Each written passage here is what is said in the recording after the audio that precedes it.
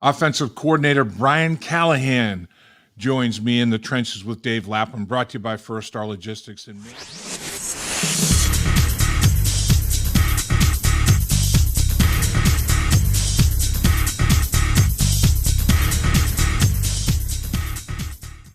So let's talk about the position that you played, the quarterback position. The quarterback room might be as important a room as there is in any football team.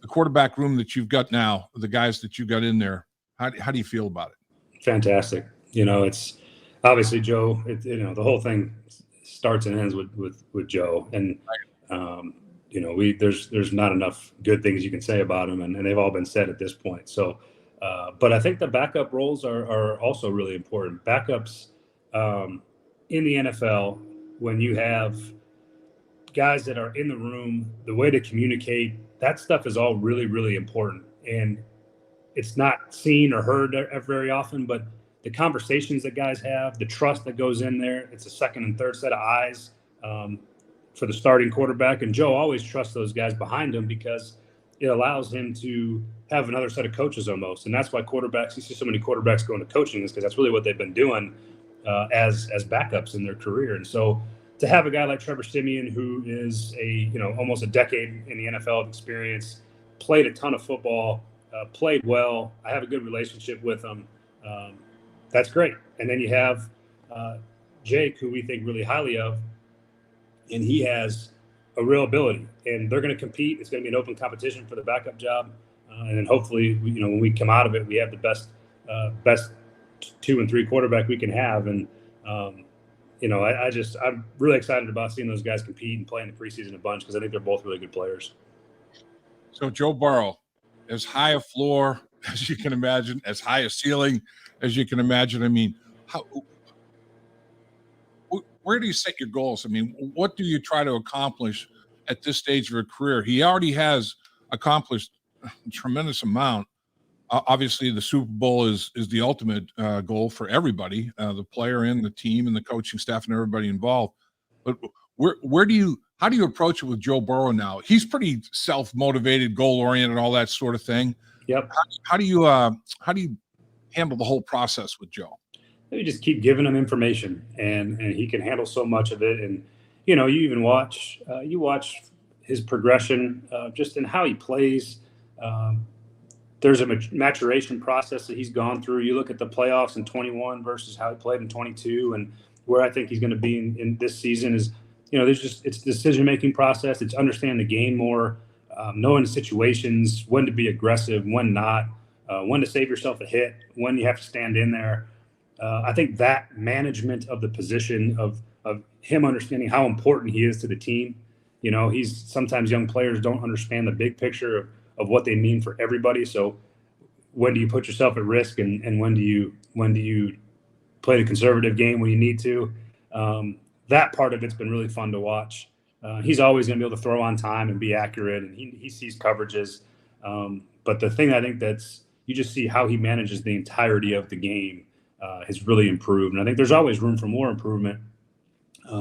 He's seen a lot of looks now in terms of coverages and pressures. He's got such a better feel for what's coming at him. And that part to me is, really fun to watch, that maturation process of just banking reps and experience over and over, and being able to now look at a defense and go, yeah, I remember that this guy played this against me in 2020, and this is good against this coverage. And I like that recall is really, really fun when you get to be a veteran quarterback, which he is now. That's just he's a veteran quarterback now. He's still young, but he is a veteran. And that's what you really enjoy watching, is just his recall and ability to quickly see what's happening and be able to recall where he maybe saw it before. And that's pretty fun. Had the privilege of doing college football games when Peyton Manning was playing. And that's what his coaches said. And they said the same thing at the professional level. You're saying that about Joe. That mind, that recall can specifically, back in 19 whatever, this defensive coordinator for this football team ran this coverage that they're trying to do right here, and this is what we did against it. It's like, oh my gosh, man, it's just like it's you can see the mind just like sorting through things, boom, boom, boom, like a machine. It's incredible, isn't it?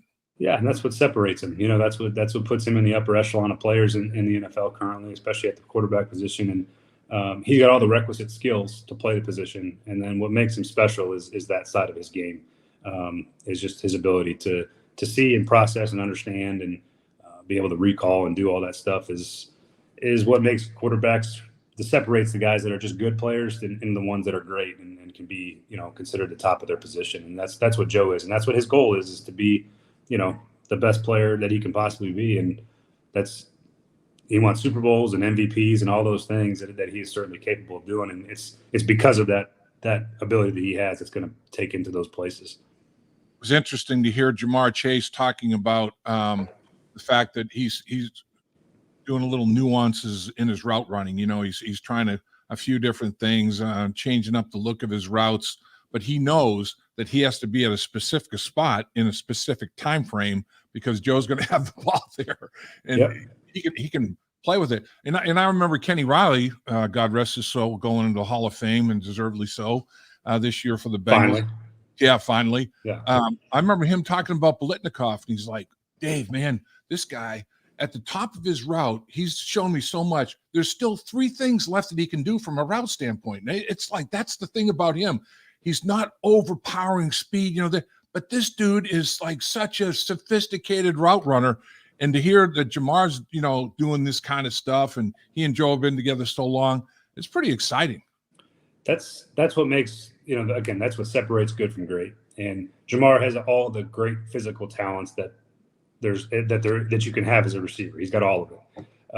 But that's what's going to make him probably one of the best receivers ever play here, is that he's got an attention to detail and a creativeness and a curiosity of how can I be better than what I've been. And he's got a great mentor in Troy Walters, who's played a lot of football and understands how it all works. He's a great teacher of the position. And so to have that with a guy that's open to trying to find ways to be more creative and make him harder to defend, that's not just relying on his physical talent, is what's going to make him one of the greatest probably to ever play receiver at this organization and maybe in the NFL. And so that's what makes it fun, is you got these guys that love the work and love the process and aren't content with just being very good physically. They want to be the best at what they do.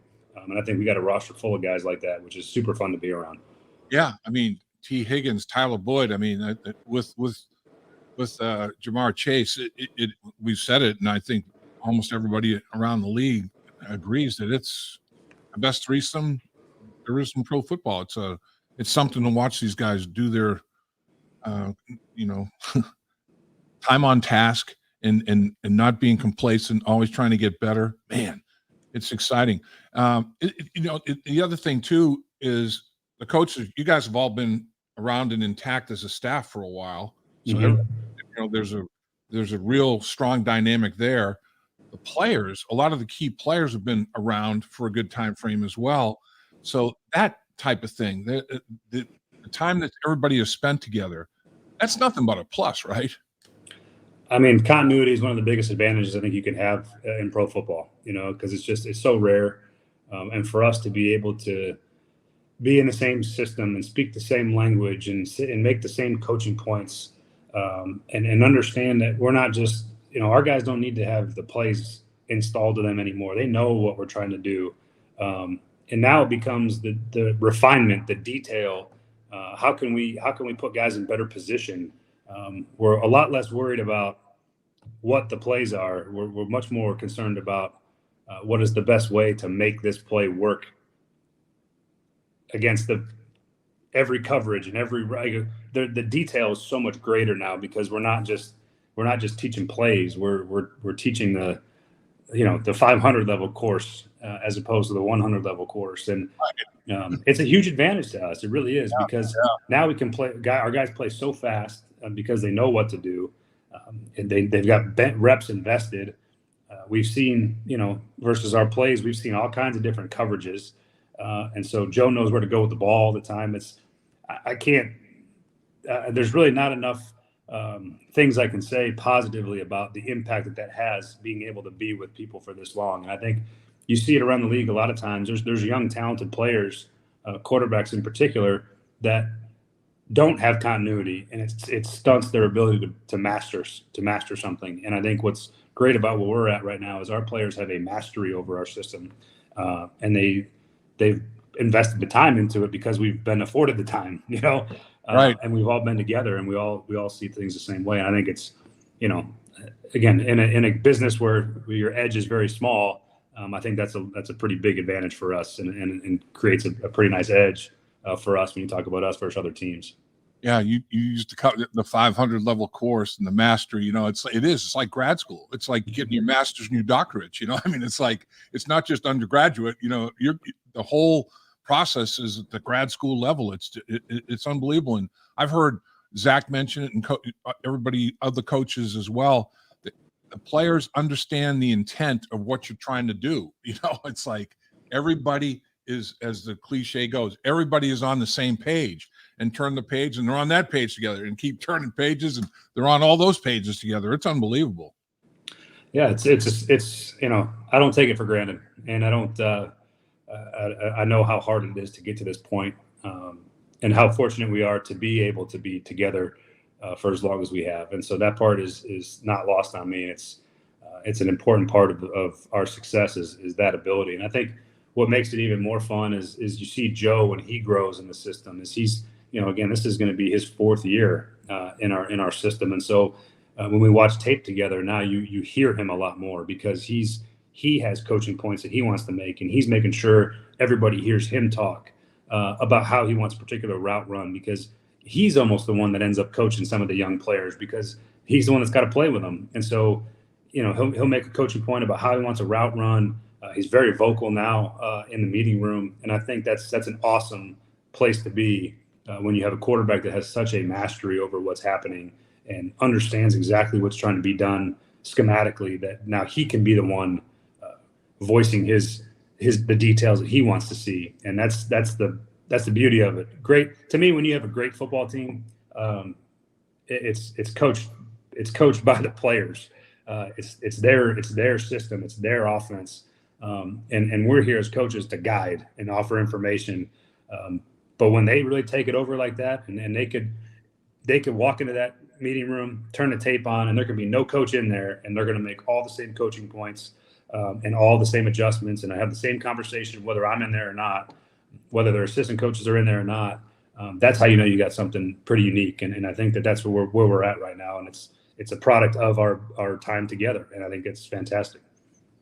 Couldn't agree more. I remember as an offensive line, we'd watch tape, without Coach McNally, because he taught us how to study tape, and it's like, we know how he would break it down, how he would think about things. And we'd sit there as a unit when he was doing other things that he had to do from a responsibility standpoint. We wanted to get a little bit more of that type of work in. We could handle it, and he had faith in the fact that we could handle it. So I think you're right on it, Coach. I mean, that's a big plus. And talking about the offensive line, and we mentioned Frank Pollock, I thought it's a pass-centric offense. There's no question with the weapons you have. I mean, you got to be able to spread the field, throw that football. But Frank, I thought, did a great job scheming running game packages and complementing what you do offensively with a sound run game, and that's a big part of it too, isn't it?